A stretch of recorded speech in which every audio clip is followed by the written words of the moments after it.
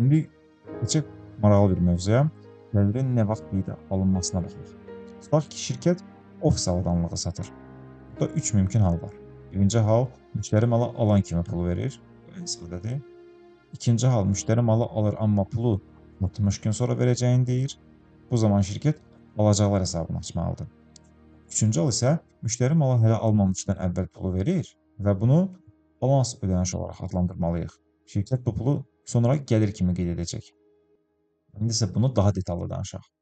Daha əvvəl qeyd etdiyimiz kimi, gəlir hesabatında göstərilən gəlirin məbləği şirkətin faktiki aldığı nağd pul məbləğindən fərqli ola bilər. Şirkət gəliri o zaman tanıyır ki, gəlir əldə edilmiş və qazanılmış olsun.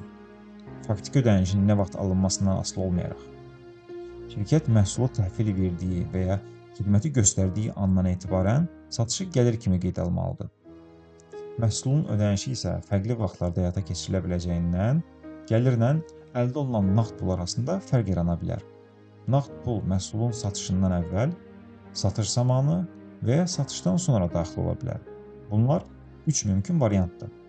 Gəlirlər isə məhsul təhvil verildikdə və ya xidmət göstərildikdə tanınır. Praktik nümunəyə baxaq. Təsəvvür edək ki, bir şirkət ofis avadanlıqları satır və $10.000 sifariş alır və malları dərhal müştəriyə təhvil verir. Bu halda şirkət gəlir əldə etdimi?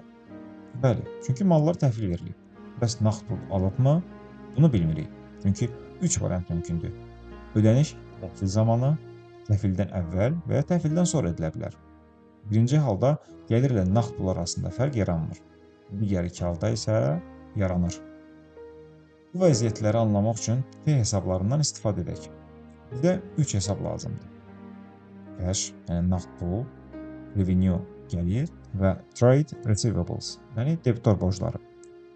Müştəri ya təhvil zamanı, ya əvvəlcədən, ya da təhvildən sonra ödəyəcək. Birinci halda hər şey sadədir. Şirkət $10.000 gəlir əldə edir və eyni zamanda $10.000 nağd pul qazanır. Buna görə də gəlir hesabı 10.000 kreditə yazılır. Nağd pul hesabı isə 10.000 debit edilir. İkinci halda şirkət malları təhvil verir, lakin ödənişi 60 gün sonra alır. Bu zaman təhvil günündə yenə də $10.000 gəlir qeydə alınır. Lakin nağd pul hesabını artırmaq əvəzinə debitor borclar hesabı 10.000 debitə yazılır. Debitor borcları aktiv hesabdır və şirkətin gələcəkdə almalı olduğu məbləği göstərir. Əgər 60 gün sonra ödəniş banka daxil olarsa, nağd pul hesabı 10.000 debit edilir, debitor borcları isə 10.000 kredit edilir. Bu, müştərinin artıq borcunun qalmadığını göstərir. Nəticədə yenə də $10.000 gəlir və $10.000 nağd pul əldə edilir. Fərq yalnız ondadır ki, gəlirin tanınması ilə pulun alınması arasında vaxt fərqi var.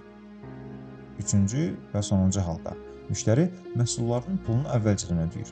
Təsəvvür edin ki, müştərinin xüsusi sifarişi var və malların dəyərinin 100%-ni əvvəlcədən ödəməyə hazırdır. Bu halda şirkət malları təhvil verməzdən əvvəl $10.000 alır. Nağd pul hesabı, yəni 10.000 debit edilir. Lakin gəlir hələ qazanılmayıb. Çünki mallar təhvil verilməyib. Buna görə də 4-cü T hesabı açılır. Prepaid revenue, əvvəlcədən alınmış gəlir. Bu mövzuya biz SSC imtahanları üçün hazırlaşanda daha detallı toxunacaq.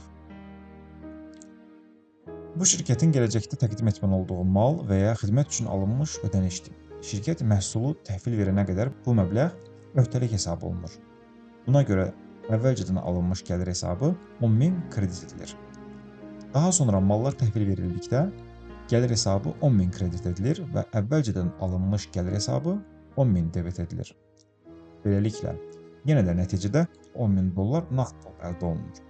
Ancaq gördüyünüz kimi, ödənişin vaxtı hər üç halda fərqlidir. Yadda saxlamalı olduğumuz əsas nəticə budur. Gəlir o zaman qeydə alınır ki, qazanılmış olsun. Yəni, mal təhvil verilsin və ya xidmət göstərilsin.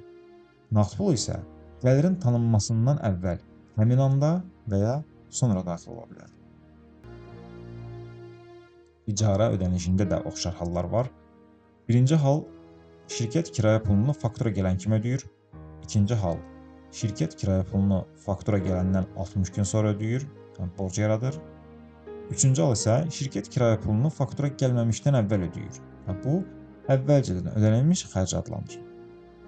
Gəlin aşağıdakı nümunəyə baxaq.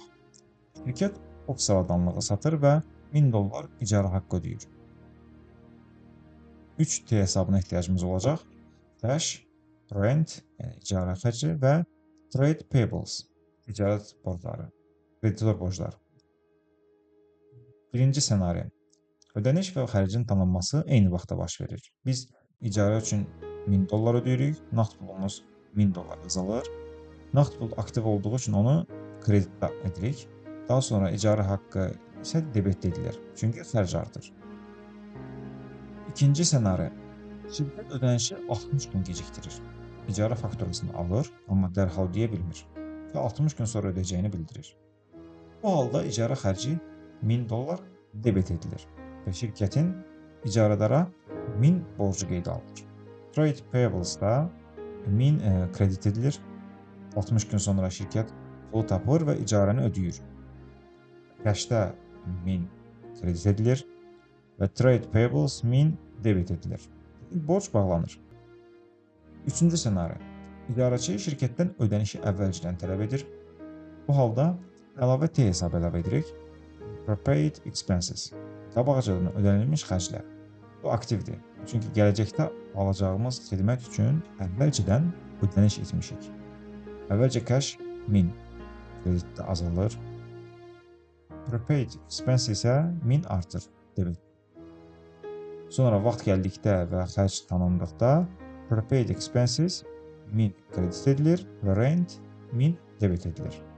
Nəticə eyni olur, amma hər üç ssenaridə ödənişin vaxtı fərqlidir.